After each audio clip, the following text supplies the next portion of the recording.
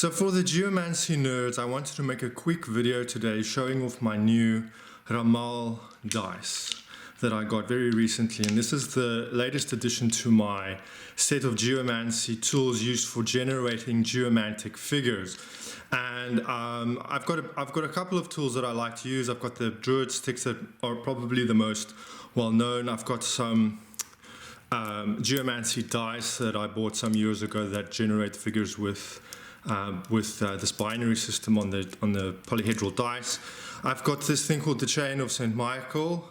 I'll talk about that in a little bit, but what I really wanted to talk about more in this session was the practicality of the Ramal dice that I recently got.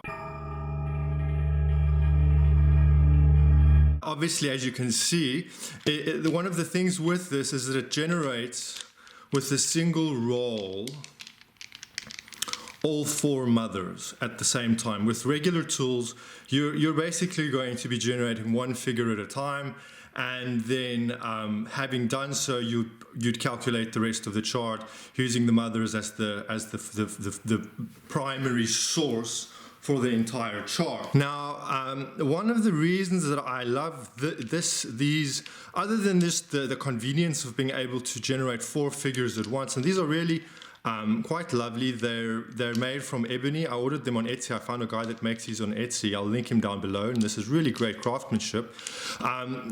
Normally, they're not traditionally made with wood. These are, in fact, Ramal are probably most commonly used in India, where geomancy spread to in the form of Ramal Shastra, I believe. And there it takes these dice take the form of metal dice made out of 7 precious metals. And I believe in the Arab-speaking world they have a similar set of dice also made with 7 precious metals. So that they're normally they're metal dice. And I think my best guess would be why 7 precious metals would be used is that typically in talismanic magic, mixed metals are used to insole the forces of Mercury into a talisman. So that would be my first guess. But these nonetheless are ebony, which I like because I've got some other ebony ritual tools. So aesthetically, that I find that pleasing. And as I was saying, you can generate all 4 mothers in one go. So, I mean, so what? What's the big deal with that? Yeah, I mean, it's how much more work is it to generate a figure at a time, really? Am I saving that much time? And that is true. However, one of the traditional principles that I use when I calculate all geomantic charts is the rules of radicality, which is to say there are certain signs, certain indicators within a chart that tell us that it is fit to be judged, right? And we see this principle probably was imported from horary astrology and from natal astrology, traditional natal astrology, I would assume, where we also have this notion of the radical chart, right? Radical coming from the word radix, meaning root. And a radical chart typically is understood to be more trustworthy, and there are various ways of checking whether a chart is in fact radical.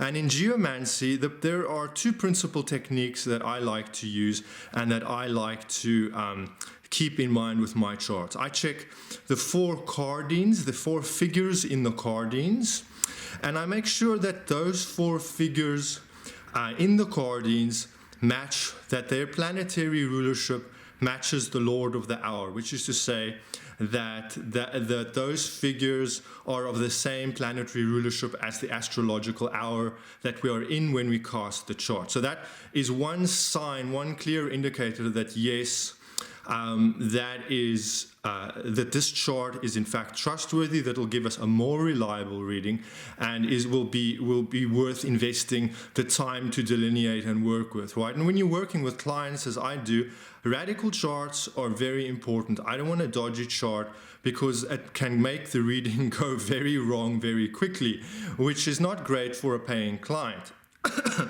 Now, the second rule that I like to apply is I like to make sure that the first mother, which is to say this figure, which is very handily indicated in the red here on these beautiful dice, I'll link the maker of these down below. He's a really friendly guy. The service was excellent. He shipped it the same day, and super nice guy. So and of course these are beautifully made. But as I was saying, the first mother.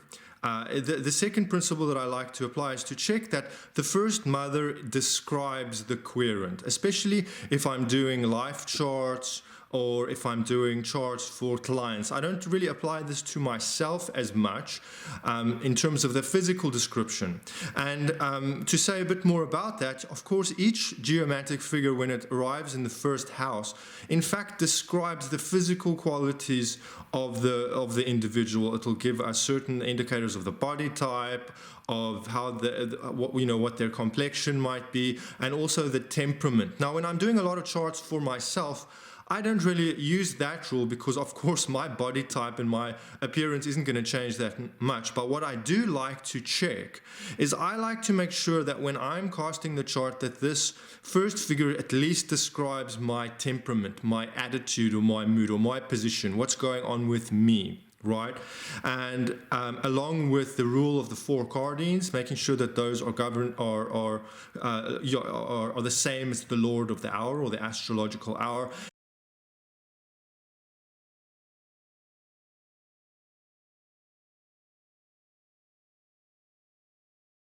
Then I know that, yes, I can go ahead with this chart. It's going to give me a trustworthy chart. And if you have never used this principle with geomancy, you should really give it a try, because honestly, not all charts are going to give you reliable answers.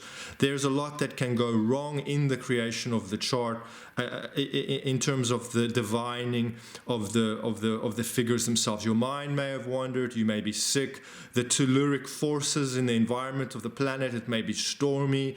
There could be many things, astrological factors, there could be spiritual influences, there might be an interfering spirit, a jinn, you could say, in the surrounds, or some sort of spirit of the dead around that's maybe trying to interject, right? And you can get a wonky chart. You can get a chart that it appears to be good, and then it's giving you, then the outcome is bad, or whatever the case may be. And this is one way to avoid it. But now you might ask, well, how does this tool help me in that regard? Because the most popular way of distributing the 4 geomantic figures, and I'm sorry if you're new to geomancy, because this is going to be a lot of geomantic gobbledygook, and this video is really aimed at people who are already practicing. But the most common way, the most popular way, currently it appears, from what I can tell, is to use the method that John Michael Greer gives in his book, which is to take the 4 mothers and place them in the first 4 houses, the first house, the second house, the third house, and the fourth house, and then the remaining figures that get generated get placed around the chart sequentially. Now that's one way, but Cornelius Agrippa, in fact, gives an alternate method, which he calls more rational. And I must say, I find his method more rational also. And his method is as follows. You take the 4 mothers and you place them, starting in the first house, into the 4 cardines, right? The 4 strongest houses in the chart. Then the remaining figures, next set of figures that are generated, next 4, will go into the cadent and succeedent houses in turn. And that makes a lot of sense to me, because the cardines are the strongest, and then the cadent and succeedent houses are weaker in turn. So for me, it makes sense that the figures that are generated from the primary figures should be kind of distributed in this way. I find it very elegant. But more than that, dear friends, is that with these Ramal Shastra dice, when I roll these and I'm doing a client divination and I plop these down, then at a glance I have the 4 figures of the cardines, and at a glance I can see, yes, this describes the client or their situation or me, and then I can look at these 4 figures and say, okay, well, one of these, it has a rulership that matches the Lord of the hour, so this chart is therefore radical, and it saves me having to calculate the entire chart from scratch, and then only at the end of that whole process of doing all the charts and everything, and all the permutations that you need to do to get a chart. I mean, it doesn't take that long. It takes like, what, 5 minutes or something? But still, it's tedious to do that and then to find out, well, in fact, this chart is not radical. So this is what I love about these. At a glance, I can pop them down, and using Agrippa's method, I can see, yes, this reading is going to be radical, and then I proceed to permute the rest of the chart and to delineate it as normal, right? This is it. This is why I wanted to share this with you, my love for these. They have a fantastic feeling in the hands. They're just such a beautiful object. You know, they've got such a great tactile quality. I'm such a geek about this kind of thing, but these are just beautiful for that purpose. And I believe in aesthetics. I believe in that our art should be beautiful. Our art should be elegant and should inspire the senses as well as our spiritual inclinations and so on. And then, of course, as I was saying, you know, you can use the rules of radicality with any tool naturally. Although you're not going to have the convenience of this tool. And as I was saying, we've got the druid sticks, the dice, and then this chain of St. Michael, which you may or may not have heard of. It's a pretty obscure tool. It's a chain that, to my way of thinking, really resembles the opele from the Ifa tradition. So you kind of would cast the chain down, and then based on whether it's heads or tails, there's this lovely little sword, and these are St. Michael medals, and then based on whether it's heads or tails, you can generate a figure by having assigned an odd or even value to these medals, right? The author who I bought these from, or the guy who makes these, he claims to be an Italian folk magician, and that he says that this is a traditional form of Italian geomancy, and he even goes as far as describing certain saints to certain geomantic figures with various offerings and so on, and that you're supposed to use the chain of St. Michael with that system, and that it's somehow a form of traditional Italian folk magic. Honestly, I find that quite doubtful. This seems to me to be very synthetic. It seems to me to be something that he cooked up based on his exposure to African traditional religions. Having said that, this is a beautiful little tool. Also, mine's a bit tarnished, but it's got a lot of charm. You've got Saint Michael here. I love the angelic symbolism. It's got this beautiful little sword, and when it's polished up, it's really pretty. It works well. So you might want to check out the chain of Saint Michael if that tickles your fancy. That's a really nice tool as well. That's probably my second favorite after the Ramal dice. But as I said, it doesn't have the convenience of being able to generate the four mothers in this way. So there you have it. Me doing a bit of show and tell on my new favorite toy.